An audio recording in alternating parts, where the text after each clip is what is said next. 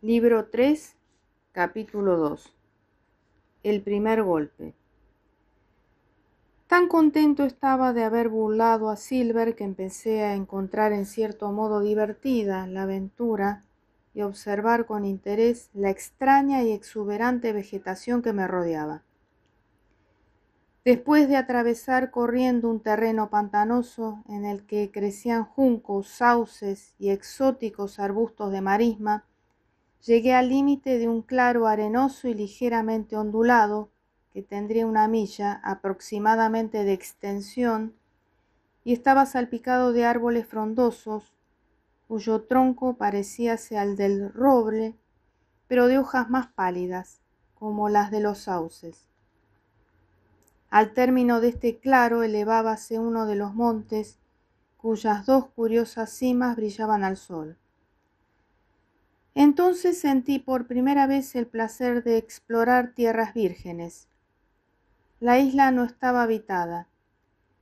Los marineros que llegaron a ella habíanse quedado muy atrás y en torno mío palpitaba la vida salvaje, el misterio de la selva y los rumores de la fauna desconocida que se ocultaba entre los matorrales.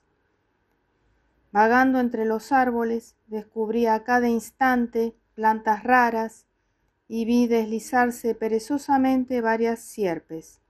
Una de ellas, asomando de pronto su aplastada cabeza por la rendija de un peñasco, silbó amenazadoramente hacia mí. Qué lejos estaba yo de suponer que aquella era la mortal serpiente de cascabel. Llegué luego a un bosque de aquellos árboles parecidos a roble, más tarde supe que eran encinas, que brotaban casi a ras del arenoso suelo y cuyas ramas se entrelazaban, formando con sus hojas un tupido techo. El bosque descendía de uno de los montículos de arena, ensanchándose y creciendo en altura, hasta llegar a la orilla de la ancha ciénaga cubierta de juncos, por la que discurría lentamente el más próximo de los riachuelos que desembocaba en el fondeadero de Kidd. Sobre la marisma los ardientes rayos del sol levantaban un vaho sofocante y la silueta del catalejo se veía temblorosa a través de la calígine. De pronto oí el asustado revoloteo de un pato salvaje entre los juncos y vi que el animal levantaba el vuelo graznando y que otras aves le seguían a poco hasta formar sobre la ciénaga una verdadera nube. La alarma de aquellos animales y su algarabía me hicieron suponer que mis compañeros se acercaban siguiendo la orilla del pantano, y así sucedía, pues pronto oí el eco de una voz humana que cada vez resonaba con mayor intensidad y más próxima. Sentí un miedo cerval y corrí a esconderme bajo la encina más cercana, donde permanecía agazapado y sin atreverme a hacer el menor movimiento. Otra voz contestó y entonces la primera continuó hablando, largo tiempo, solo interrumpida a veces y brevemente por la de su compañero. Aumentó mi temor cuando reconocí la voz de Silver. Era el que hablaba sin detenerse. A juzgar por el tono que empleaban, ambos hombres discutían con vehemencia, casi enfurecidos, pero no pude entender claramente nada de lo que decían. A poco me pareció que Silver y su acompañante se habían detenido y calmado, pues los pájaros empezaron a posarse de nuevo en la maleza del pantano. Indudablemente debieron sentarse ambos hombres al pie de algún árbol y por eso las aves volvieron confiadamente a la espesura. Entonces me di cuenta de que estaba olvidando el principal objeto de mi excursión a tierra, pues si me había atrevido a ir en compañía de aquellos bribones, debía también atreverme a culminar mi propósito, acercándome a ellos cuanto me fuera posible para tratar de oír, y entendí lo que hablasen.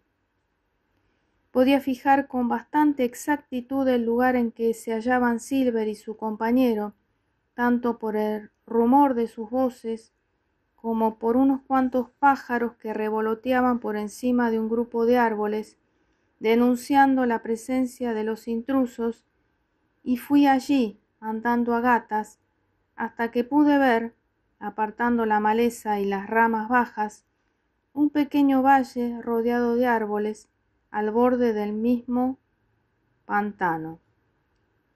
Sentados sobre el césped, John Silver y uno de los marineros estaban charlando. Hacía un calor sofocante y los rayos del sol caían a plomo sobre ellos. John se había quitado el sombrero, dejándolo junto a él sobre la hierba, y el sudor hacía brillar su ancha cara levantada hacia su compañero con sonriente expresión, como si le estuviese pidiendo algo. Sé razonable, decía Silver. Si he querido hablarte es porque te aprecio y quiero salvarte la piel. ¿Crees que si no te tuviera afecto habría venido hasta aquí para prevenirte? Todo está ya decidido y tú no podrás evitar que se haga nuestra voluntad. Aunque te lo propusieras, no conseguirías desbaratar nuestros planes. Atiende, si los demás llegan a enterarse, estás perdido. Tom, ¿no comprendes que yo no podría nada contra ellos? Silver, respondió el marinero congestionado por el sol y con voz temblorosa y ronca, vos sois viejo y honrado, o al menos así se os considera. Tenéis dinero, lo cual no suele ocurrir a las gentes de mar, y sois valiente, si no me engaño. ¿Cómo es posible, pues, que forméis parte de esa cuadrilla de asesinos? No puedo creerlo. Yo preferiría que me cortaran la mano derecha, y si alguna vez falto a mi deber. Un grito de rabia que resonó a lo lejos en la soledad pantanosa, seguido casi inmediatamente por otro de dolor, le hizo interrumpirse. Levantaron nuevamente el vuelo los pájaros despavoridos, sus alas ensombrecieron la tierra, y cuando volvió a restablecerse el silencio en el páramo, solo turbado por el aleteo de los patos al volver a posarse y el sordo rumor de la resaca, aún resonaba en mi oído aquel grito escalofriante de agonía. Tom se había levantado comprendiendo el significado de aquella queja, como un caballo repentinamente espoliado. En cambio, Silver no hizo el menor movimiento de sorpresa o de horror y permaneció apoyado ligeramente en su muleta, observando la reacción de su compañero, como serpiente que se dispone a lanzarse sobre su presa. «John», gritó el marinero, extendiendo hacia él los brazos. «Baja las manos, hijo mío», exclamó John, poniéndose en pie y dando un salto atrás con increíble ligereza. «Las bajo, Silver», respondió el marinero. «Muy negra debéis tener la conciencia cuando cualquier movimiento os asusta. Pero en nombre del cielo, decidme qué significa ese grito». «¿Eso?», respondió Silver receloso, fijando en Tom sus pupilas contraídas que brillaban como puntas de diamante. «¿Eso? Supongo que habrá sido Alan». Enardecióse Tom como un héroe al escuchar la cínica respuesta. «Alan, que Dios le acoja en la gloria. Y ahora, Silver, creo que ya hemos hablado bastante. Hasta hoy fuimos amigos, pero de ahora en adelante no podemos serlo, y si he de morir como un perro, prefiero caer cumpliendo con mi deber. Han asesinado a Alan porque vos lo mandasteis, ¿no es cierto? Pues bien, matadme también a mí, si podéis hacerlo». Al decir esto, el valiente Tom le volvió la espalda a Silver y encaminóse hacia la orilla. Sin embargo, no había de llegar muy lejos. John, haciéndose a la rama de una encina con la mano izquierda, tomó la muleta con la diestra y después de balancearla un momento, la arrojó con furia a la espalda de Tom. La punta del palo le dio en medio de la espina dorsal con un golpe sordo y el pobre muchacho levantó convulsivamente los brazos y cayó sin sentido.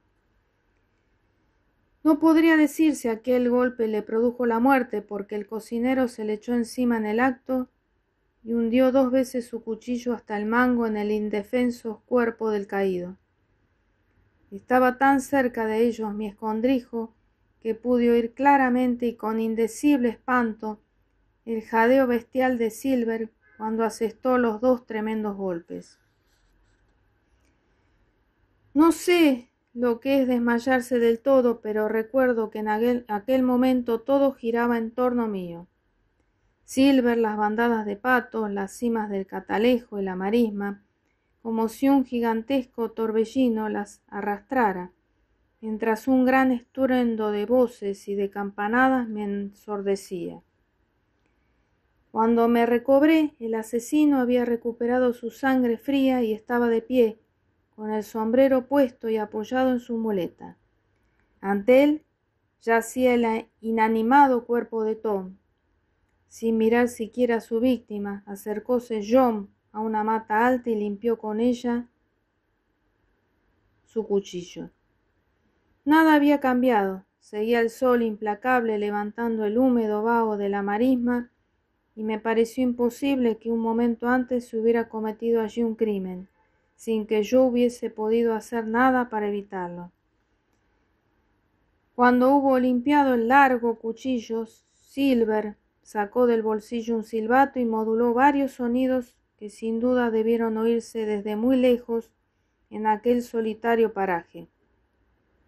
Yo ignoraba el significado de aquellos silbidos, pero me hicieron temer que acudieran los demás marineros y me descubriesen.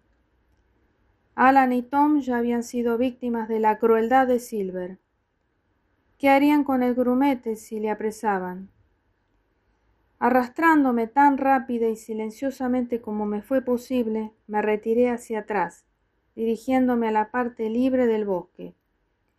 Oía las llamadas y voces que se cruzaban entre Silver y sus gentes, y la proximidad del peligro me daba ánimos para correr con mayor celeridad. Apenas estuve fuera de la maleza, corrí como no había corrido nunca, sin saber ni pretender averiguar la dirección en que huía, pues solo me guiaba el deseo de alejarme todo lo posible de Silver y de sus secuaces. A medida que aumentaba la distancia entre ellos y yo, crecía mi espanto, hasta que el miedo se transformó en frenético terror. Me creí irremisiblemente perdido. ¿Cómo había de atreverme a regresar a la costa y embarcar en uno de los botes cuando sonara la señal de volver a bordo, junto a mis enemigos, cuyas manos estaban manchadas de sangre aún caliente? El primero que me pusiera la mano encima me retorcería el cuello con la misma indiferencia que si matara un pollo. Además, mi ausencia le daría a entender que únicamente me quedaba la alternativa de escoger entre morir de hambre o entregarme a ellos. Adiós Hispaniola, adiós Squire, capitán y doctor, adiós, ilusionado regreso a la patria. Entretanto, no había dejado de correr y sin darme cuenta llegué al pie de aquella colina que terminaba en 2 altos y pedregosos picos, situada en un paraje donde las encinas crecían ya más esparcidas, pareciéndose más por su altura y robustez a los árboles de la selva. Entre estos árboles había algunos pinos de 50 y hasta 60 pies de altura, y el aire parecía más fresco que en la marisma.